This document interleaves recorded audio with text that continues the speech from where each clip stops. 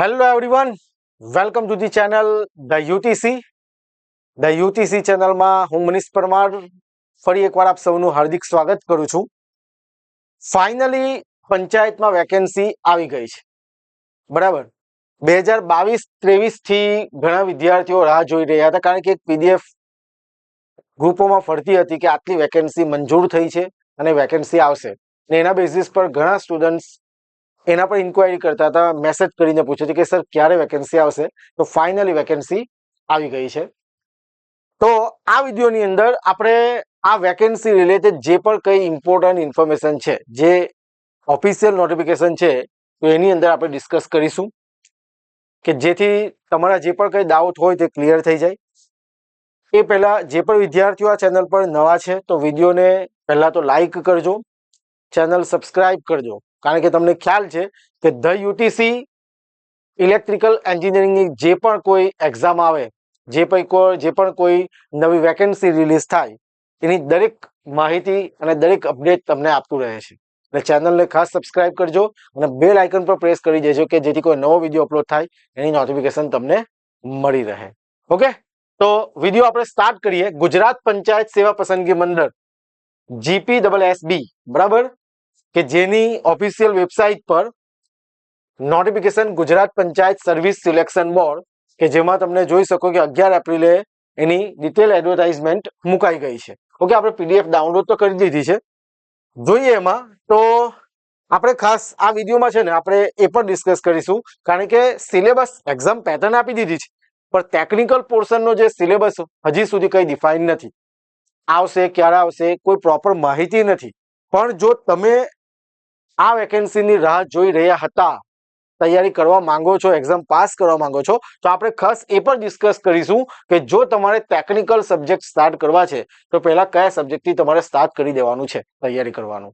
બરાબર, એ પણ આપણે ખાસ વિડીયોના એન્ડમાં ડિસ્કસ કરીશું. ઓકે, તો જોઈએ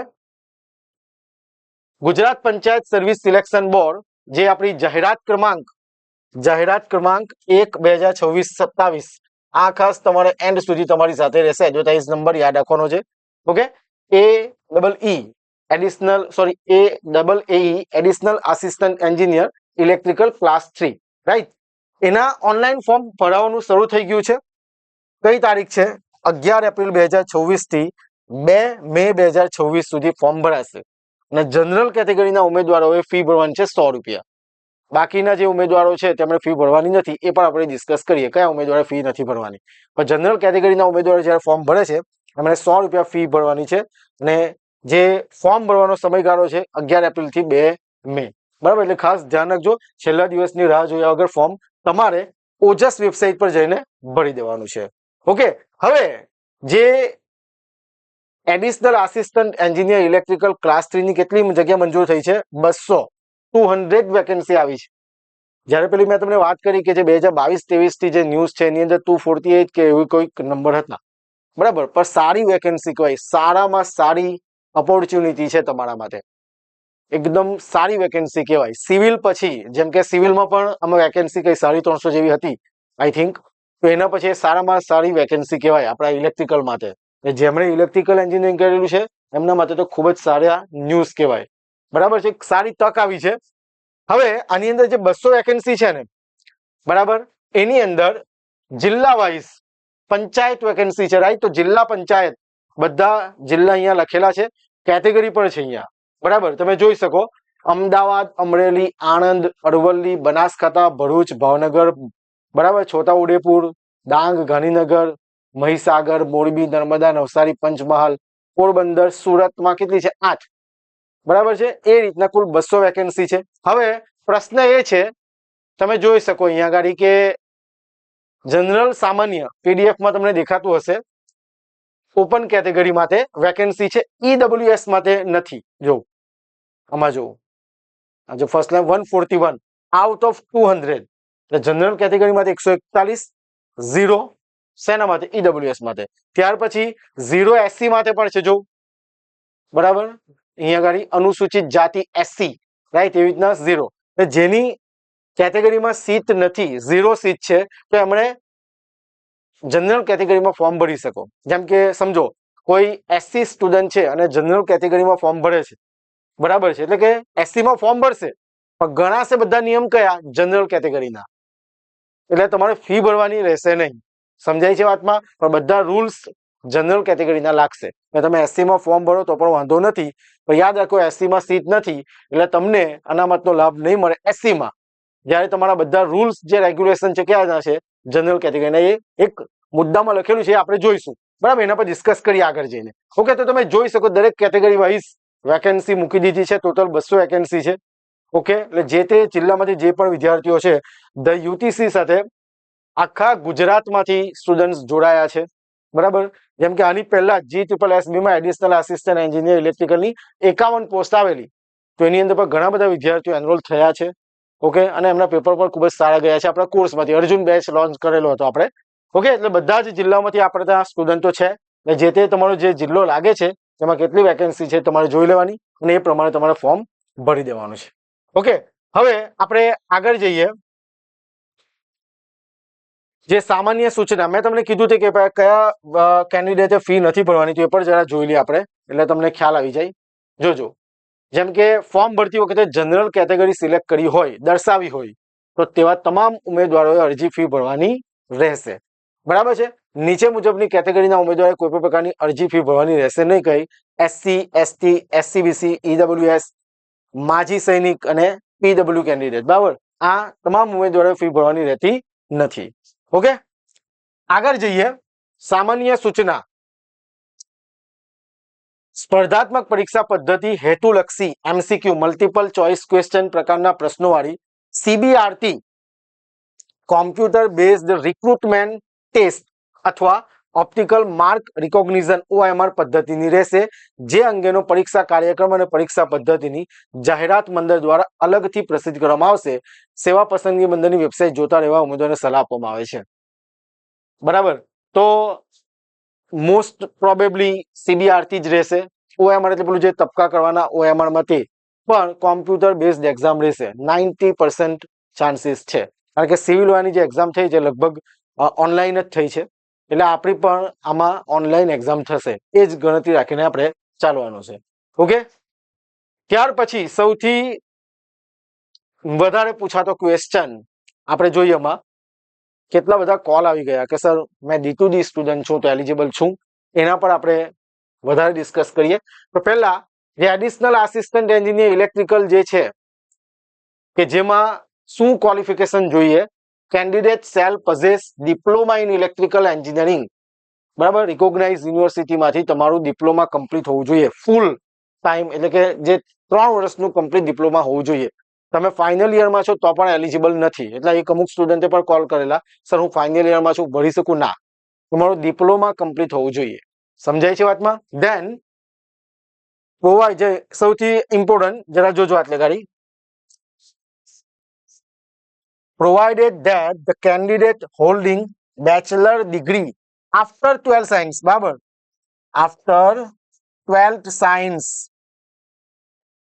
12 સાયન્સ પછી જેમણે BTech કરેલું છે, એટલે કે ડિગ્રી હોલ્ડર છે, એવા student shall not be eligible to apply for this post. એટલે જો તમે ડાયરેક્ટ 12 સાયન્સ પછી ડાયરેક્ટ BTech કરેલું છે ઇલેક્ટ્રિકલમાં તો તમે એલિજિબલ નથી. બટ જેમણે ડિપ્લોમા ટુ ડિગ્રી કરેલું છે, એટલે તમારી પાસે ડિપ્લોમા તો છે તો જ તમે ડિગ્રી કર્યું, બરાબર છે? તો એવા સ્ટુડન્ટ એલિજિબલ છે. જે સૌથી વધારે પૂછાતો ક્વેશ્ચન કમેન્ટ પણ કરે છે કે સર મેં ડિપ્લોમા ટુ ડિગ્રી કરેલું છે તો શું હું એલિજિબલ છું? તો યસ, તમે ફોર્મ ભરી શકો. મેં ઓજસ પર પણ ચેક કર્યું, એની અંદર ડિપ્લોમા, જેમ કે તમે એજ્યુકેશન ક્વોલિફિકેશન જ્યારે જોવો ને, કરો ને ટીક, એમાં ડિપ્લોમા એન્જિનિયરિંગ લખેલું છે, મતલબ તમે ડિપ્લોમા કરેલું છે તો તમે ફોર્મ ભરી શકો, બરાબર છે? એટલે જેમણે BTech કરેલું છે આફ્ટર 12th સાયન્સ, 4 વર્ષનો કોર્સ, એ એલિજિબલ નથી, બરાબર? એટલે હવે ફરીથી મેસેજ નહીં કરતા પ્લીઝ, વિડીયો જોઈને તમને માહિતી મળી ગઈ હશે. ઓકે, જેમણે ડિપ્લોમા ટુ ડિગ્રી કરેલું છે, D2D સ્ટુડન્ટ છે, એવા વિદ્યાર્થીઓ ફોર્મ ભરી શકશે. ઓકે, ધેન આફ્ટર તમારી પાસે candidate shall possess the basic knowledge of computer application, candidate shall possess adequate knowledge of Gujarati and Hindi or both, બરાબર? બંનેનું નોલેજ હોવું જોઈએ. આ વાત ક્વોલિફિકેશનની. અને candidate shall not more than 33 years age. બરાબર, 33 વર્ષથી વધારે ઉંમર હોવી જોઈએ નહીં. જે તે કેટેગરીના ઉમેદવાર હોય એમને એજ રિલેક્સેશન મળશે. બરાબર, એ તમે પીડીએફમાં જોઈ શકો. એજ રિલેક્સેશન છે. SC ST ઉમેદવાર, મહિલા ઉમેદવાર એમને એજ રિલેક્સેશન મળશે. બરાબર, પણ જેમની જનરલ કેટેગરીમાં 33 વર્ષથી વધારે જો મળ્યો તો એલિજિબલ ગણાશે નહીં. ઇન શોર્ટ, ડિપ્લોમા કરેલું હોવું જોઈએ. બરાબર છે. કોમ્પ્યુટર નોલેજ અને ગુજરાતી હિન્દી આવડતું એવા વિદ્યાર્થીઓ એપ્લાય કરી શકશે. BTech જેમણે 12 સાયન્સ પછી કરેલું છે એવા એલિજિબલ નથી, પણ ડિપ્લોમા તો ડિગ્રી કરેલું હોય એવા કેન્ડિડેટ એલિજિબલ છે. બરાબર છે. આગળ વધીએ. એક ઉમેદવાર એક અરજી, નો મલ્ટિપલ એપ્લિકેશન. બરાબર છે. આમાં ઘણી વખત એવું થાય કે આજે કે ઘણા વિદ્યાર્થીઓ એકદમ ઉત્સાહી બની ગયેલા હોય, આજે જ પાસ કરી દે એક્ઝામ, હજુ ચાલુ થયું ને ફોર્મ ભરી દે ને ભૂલ કરી નાખે, મિસ્ટેક. બરાબર છે. એવા ઘણા ઉમેદવાર છે. હવે ધારો કે તમે કઈ મિસ્ટેક કરી છે તો તમે બીજું ફોર્મ ભરો અને જે અરજી ફાઇનલ, જેમ કે તમે જનરલ કેટેગરીના ઉમેદવાર છો એટલે ફી ભરવાની છે. તમે સમજો મેં પહેલી વાર ફોર્મ ભર્યું, મિસ્ટેક થઈ, બીજી વાર ફોર્મ ભર્યું, મિસ્ટેક થઈ, ત્રીજી વાર ફોર્મ ભર્યું, કમ્પ્લીટ ભરાયું, અને ત્રીજી વાર જે ફોર્મ કમ્પ્લીટ ભર્યું એની તમે ફી ભરી, એ અરજી તમારી માન્ય ગણાશે. પહેલી બે ગણાશે નહીં. If you are from general category student. સમજાય છે વાતમાં? અને સમજો કે SC ST સ્ટુડન્ટ છે કે જેમણે ફી નથી ભરવાની, બરાબર છે, તો એવા વિદ્યાર્થીઓ માટે શું છે, એમાં ફી તો ભરવાની નથી. તો તમે સમજો કે પહેલી બીજી તમે 4 એપ્લિકેશન કરી, તો જે છેલ્લી છે તે તમારી માન્ય ગણાશે. આવું આની અંદર લખેલું છે. સમજાય છે વાતમાં? એ જ વસ્તુ છે. બરાબર છે. આ બધી વસ્તુ અનામત વર્ગના ઉમેદવાર ફી ભરવાની થતી નથી, તેથી તેવા ઉમેદવારોને સૌથી છેલ્લી કન્ફર્મ અરજી માન્ય ગણવામાં આવશે અને તે સિવાયની બધી અરજીઓ રદ ગણવામાં આવશે. સમજાય છે વાતમાં? બરાબર, સિમ્પલ છે. ના વાંધા પ્રમાણપત્ર NOC, એટલે આ જરા ધ્યાન રાખજો. બરાબર, ગુજરાત સરકારના સરકારી, અર્ધ સરકારી, સરકાર હસ્તકના કોર્પોરેશન કંપનીઓમાં સેવા બજાવતા અધિકારીઓ, કર્મચારીઓ મંડળની જાહેરાતના સંદર્ભમાં બારોબાર ઓનલાઈન અરજી કરી શકશે અને તેની જાણ ઉમેદવારે પોતાના વિભાગ, ખાતા, કચેરીને અરજી કર્યાની તારીખથી દિન 7માં ચૂક કરવાની રહેશે. સમજાય છે વાતમાં? કયા કયા? સરકારી, અર્ધ સરકારી અને સરકારી હસ્તકના કોર્પોરેશન કંપની, એમાં જો નોકરી કરતા હોય તો એમણે 7 દિવસમાં તમારે જાણ કરી દેવાની છે. એવું કંઈક એપ્લિકેશન કે એવું કંઈક કરીને જાણ કરી દેવાની. ઉમેદવારના પ્રમાણપત્રોની ચકાસણી સમય એટલે કે ડોક્યુમેન્ટ વેરિફિકેશન આ પ્રકારના ઉમેદવારે સામાન્ય વહીવટ વિભાગના 8/11/89ના પરિપત્રમાં નિયત કરેલ નમૂનામાં સક્ષમ અધિકારી દ્વારા આપવામાં આવેલ ના વાંધા પ્રમાણપત્ર અસલમાં રજૂ કરવાનું રહેશે. NOC. બરાબર, એટલે કેવું છે કે કોઈ કંપનીમાં તમે નોકરી કરો છો તો તે વિભાગને ખ્યાલ હોવો જોઈએ કે ભાઈ મેં આમાં અરજી કરી છે. બસ આ જ હેતુ છે. એટલે 7 દિવસમાં અરજી કરી દેવાની છે એવું કંઈક કહે છે. એટલે તમે તમારી રીતે આ વસ્તુ પર ખાસ ફોકસ કરજો. જો તમે સરકારી, અર્ધ સરકારી, સરકાર હસ્તકના કોર્પોરેશન કંપનીમાં નોકરી કરતા હાલમાં હો તો. પ્રાઇવેટનું કોઈ વાંધો નથી. બરાબર છે, આ ખાસ ધ્યાન રાખજો. ઓકે, આગળ વધીએ. કોમ્પ્યુટરની જાણકારી. તો કોમ્પ્યુટરની જાણકારીમાં નક્કી કરેલ અભ્યાસક્રમ મુજબ ઉમેદવાર કોમ્પ્યુટર અંગેનું બેઝિક નોલેજ ધરાવતા હોવા જોઈશે અથવા સરકાર માન્ય યુનિવર્સિટી અથવા સંસ્થામાં કોમ્પ્યુટર જ્ઞાન અંગેના કોઈ પણ ડિપ્લોમા, ડિગ્રી કે સર્ટિફિકેટ કોર્સ કરેલ હોય એવા પ્રમાણપત્રો અથવા ડિગ્રી, ડિપ્લોમા અભ્યાસક્રમમાં કોમ્પ્યુટર એક વિષય તરીકે, બરાબર, મને લાગે ત્યાં સુધી કે GTU ના સ્ટુડન્ટ છો ધારો કે, તો મેં કોમ્પ્યુટર એક સબ્જેક્ટ આવતો જ હોય છે. પ્રમાણપત્રો અથવા સામાન્ય વહીવટના ધોરણ 10 અથવા 12ની પરીક્ષા કોમ્પ્યુટરના વિષય સાથે પાસ કરેલો હોય તેવા પ્રમાણપત્રો ધરાવતા હોવા જોઈએ. 99% સ્ટુડન્ટના એમાં હોય જ છે, પણ ધારો કે તમે નથી તો એ જરા તમે તમારી રીતે આના પર જરા ઇન્ક્વાયરી કરી લેજો. ઓકે, આગળ વધીએ. પગાર ધોરણ. બરાબર, જેના માટે આપણે મહેનત કરવાના છે, જેના માટે આપણે તૈયારી કરવાના છે કે ભાઈ મને આ નોકરી મળે, કે જેથી મને આટલી સેલરી મળે, કે જેથી હું વ્યવસ્થિત જીવન જીવી શકું. બરાબર છે, એના માટે જ આપણે આટલી બધી મહેનત કરતા હોઈએ છીએ. ખ્યાલ આવે વાતમાં? તો પગાર ધોરણ પર આપણે ડિસ્કસ કરીએ. તો જોજો શું છે કે જોગવાઈ મુજબ પ્રથમ 5 વર્ષ માટે કેટલા?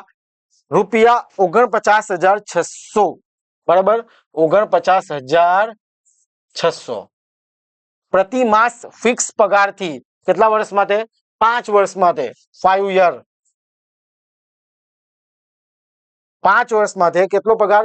49,600 ફિક્સ પગારથી નિમણૂક અપાશે તેમજ આ ઠરાવથી નિયત થયેલ અન્ય લાભો મળવા પાત્ર રહેશે. પછી સેટિસ્ફેક્શન વર્ક જોઈને આગળ તમને જે પે મળવાનું હોય તે મળશે, બરાબર. એટલે 5 વર્ષ માટે 49,600 તમને ફિક્સ પે મળશે, બરાબર છે. એવું અહીંયા પગાર ધોરણમાં લખેલું છે. હવે આગળ વધીએ. જોજો, એડિશનલ આસિસ્ટન્ટ એન્જિનિયર ઇલેક્ટ્રિકલનો જે એક્ઝામ પેટર્ન છે આટલું આપેલું છે. નોન ટેકનિકલનું થોડું ક્લિયર છે, ટેકનિકલનું ક્લિયર નથી. પહેલા આપણે જોઈ લઈએ કેટલા માર્ક્સની એક્ઝામ થવાની છે. તો કેટલા માર્ક્સની એક્ઝામ થશે?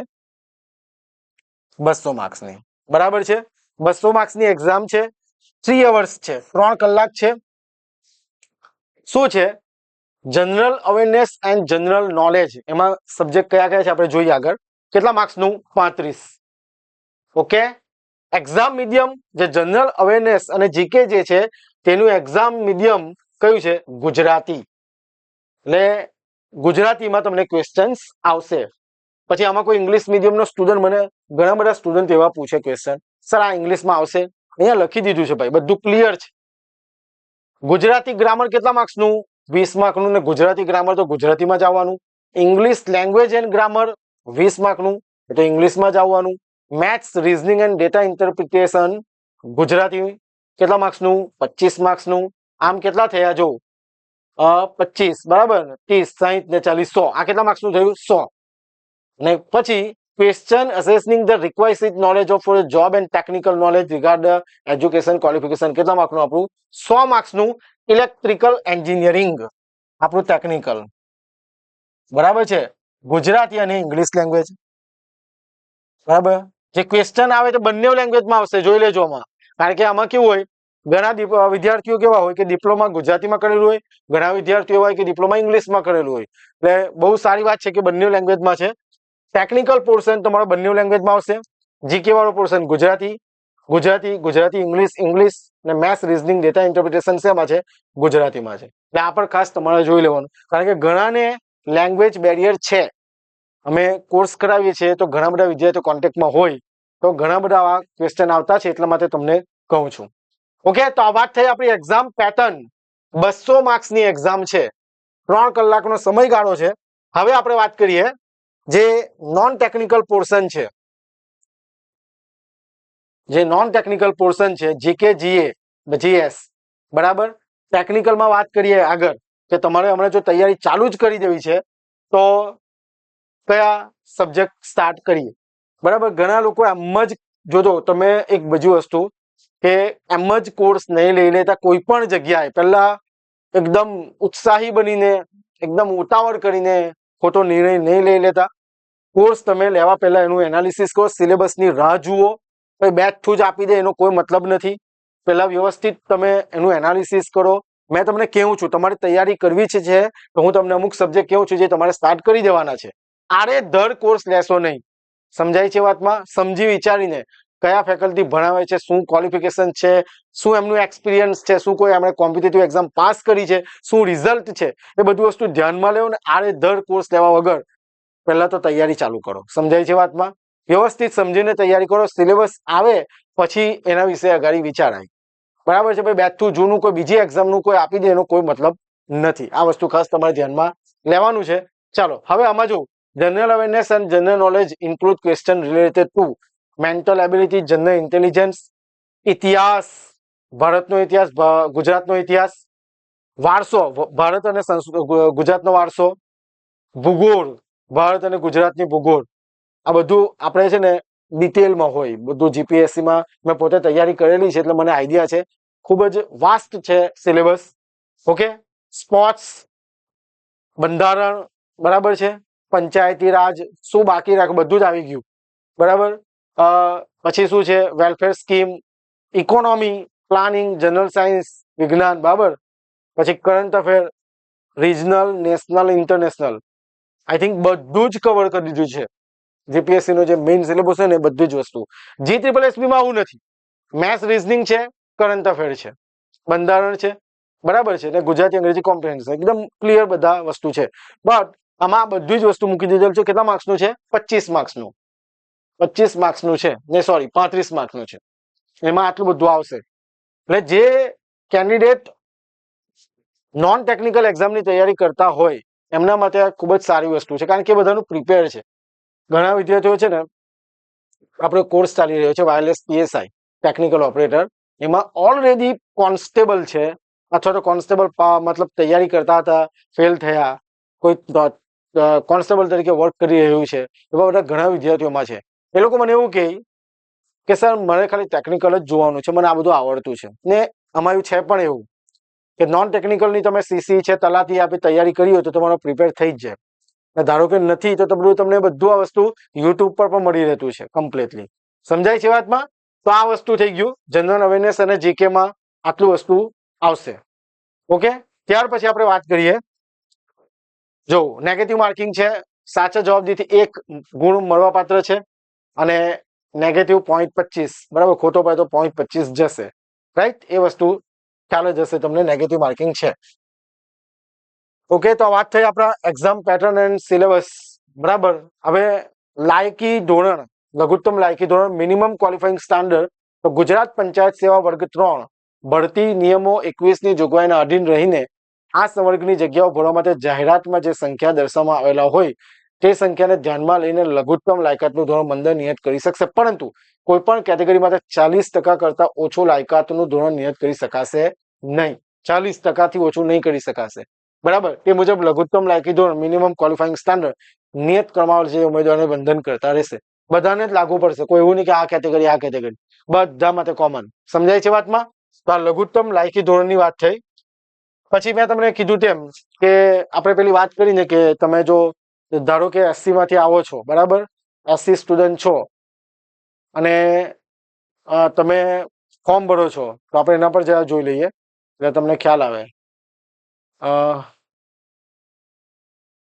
એક જ મિનિટ. જો અનામત કક્ષાના ઉમેદવારો માટે જાહેરાતમાં અનામત જગ્યાઓ દર્શાવેલ ન હોય, જેમ કે આપણે એસસી ની વાત કરી લઈએ, એસસી સ્ટુડન્ટ 0 વેકેન્સી છે, જગ્યા નથી, ત્યાં આવા ઉમેદવારો સામાન્ય વર્ગની જગ્યામાં અરજી કરેલ હોવાનું ગણાશે.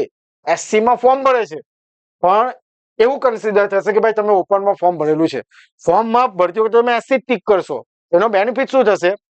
અને તેને સામાન્ય વર્ગના વયમર્યાદાને લગતા ધોરણો લાગુ પડશે, જે પણ જે જનરલ કેટેગરીના ઉમેદવાર છે જે નિયમ લાગે તે, પરંતુ તેઓ અરજી ફી ભરવાની રહેશે નહીં. બસ આ એક બેનિફિટ છે કે તમારે ફી ભરવાની રહેતી નથી. બાકી બધું જ જનરલ કેટેગરીના ઉમેદવારોમાં જે લાગુ પડતું હોય તે લાગુ પડશે. ઓકે, એટલે આ એક મારે જે કહેવા જેવું હતું તે મેં તમને કહી દીધું. આઈ થિંક બધી જ માહિતી આપણે ડિસ્કસ કરી લીધી. ઓકે, એપ્લિકેશન તો ડાઉનલોડ કરી લેજો, જેની લિંક ડિસ્ક્રિપ્શનમાં છે, અહીંયાથી સ્કેન કરી શકો, રજીસ્ટર કરો, કારણ કે આપણે ઇલેક્ટ્રિકલ રિલેટેડ કોર્સ લાવતા હોઈએ છીએ.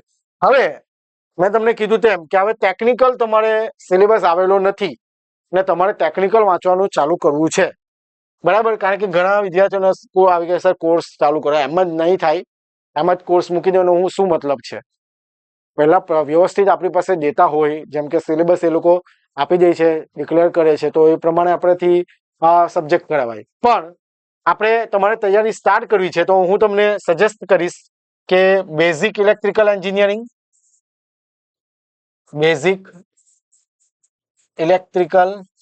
એન્જિનિયરિંગ, બરાબર છે, BEE દરેક સિલેબસમાં હોય, બરાબર.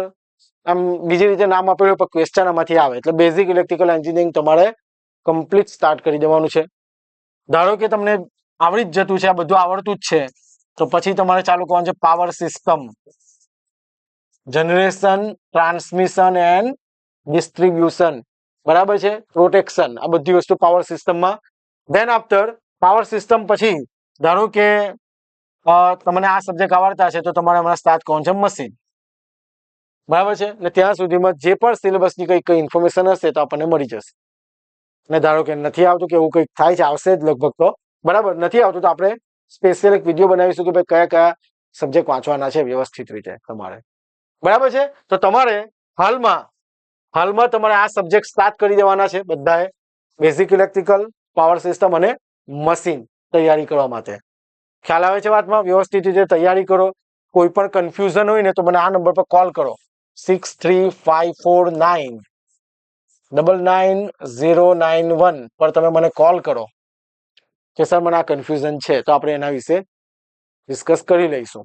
આડેધડ કોર્સ લેવો નહીં, શાંતિથી રાહ જો, વ્યવસ્થિત વાંચો હમણાં, બરાબર. નોન ટેકનિકલ મળી રહેતું હોય તો નોન ટેકનિકલ તૈયારી ચાલુ કરી દો, ખ્યાલ આવે છે વાતમાં, પણ ઉતાવળ કરીને એમ જ ખોટો નિર્ણય નહીં લઈ રહ્યા હતા. કારણ કે તમામાં થાય કેવું છે તે તમને કેવું આપણા અનુભવ પરથી અમે કહીએ છીએ.